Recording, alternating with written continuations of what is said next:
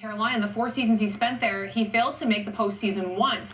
So why are the Calgary Flames so convinced that he's a good fit for them now?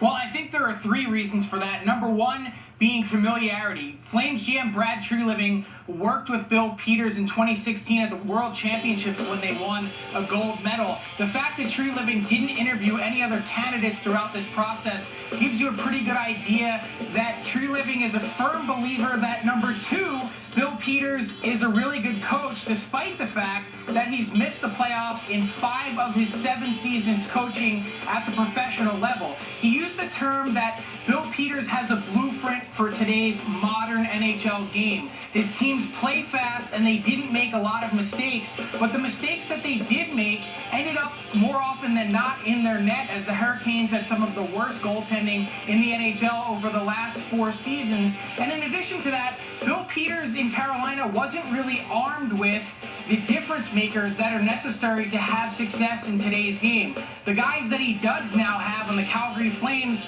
Brad Treliving is hoping will make a difference. Guys like Johnny Gaudreau, Sean Monahan, and Mark Giordano on the back end. And I think the last and perhaps most important reason, number 3, is personality. When you see Bill Peters and he walks in the room, he commands a presence. That's a really important thing for an NHL coach to have. It's something that I don't think Glenn Gulutzan did have at times, even though he did end up making the playoffs more times once than Peters has so far in 4 tries. But he's a no-nonsense guy. He often draws comparisons to Mike Babcock. Of course, he coached with Babcock as a disciple and had a lot of the same stops along the way. We'll see now if he can have the same sort of success that Babcock has with a change of scenery.